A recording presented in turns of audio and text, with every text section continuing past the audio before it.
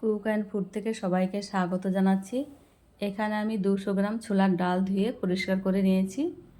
গ্যাসে pressure cooker চাপিয়ে 1 cup জল দিয়ে দিলাম। ধুয়ে রাখা ডালটা দিয়ে দিলাম সেদ্ধ হওয়ার জন্য। স্বাদ মতো লবণ, 2টো কাঁচা লঙ্কা, হলুদ গুঁড়ো, 2 চামচ মতো সরিষার তেল, আদা রসুনের পেস্ট দিয়ে ভালো করে মিক্স করে দিয়ে 2টো সিটি দিয়ে দেব। ভিডিওটি ভালো লেগে থাকলে বন্ধুদের সঙ্গে শেয়ার করে দেবেন। ডাল সেদ্ধ হয়ে গেছে, দেখুন আপনাদের তুলে দেখাচ্ছি। এইভাবে কত সুন্দর সেদ্ধ হয়ে গেছে। এবার আমি নামিয়ে নেব। গ্যাসে এক কড়াই চাপিয়ে দিয়ে পরিমাণ মতো তেল দিয়ে দিলাম। ওই তেলে একটা পেঁয়াজ কুচি দিয়ে দিলাম, ভেজে নেব। ভিডিওটি প্রথম থেকে শেষ পর্যন্ত দেখে নেবার অনুরোধ জানাচ্ছি। অর্ধেক ভেজে নেওয়া হয়ে গেছে। এখানে 3টে শুকনো লঙ্কা দিয়ে আবারও ভেজে নিচ্ছি বাদামি কালার করে। ভাজা হয়ে গেছে। সেদ্ধ হওয়া ছোলার ডাল দিয়ে দিলাম।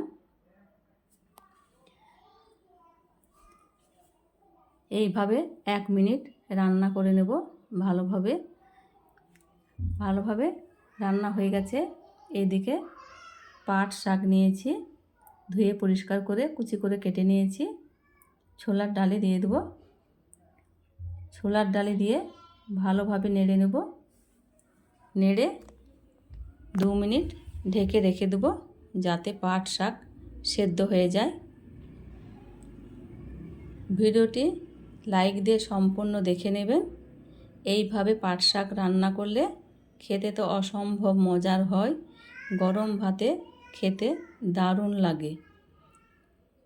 পাট শাক সেদ্ধ হয়ে গেছে। আবারও একবার নেড়ে নিচ্ছি।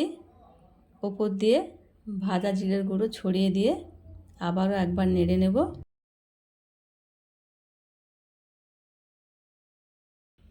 হয়ে গেছে, আমি ঢেলে নিচ্ছি। দেখুন এইভাবে পাট শাক খেতে অসম্ভব মজার হয়।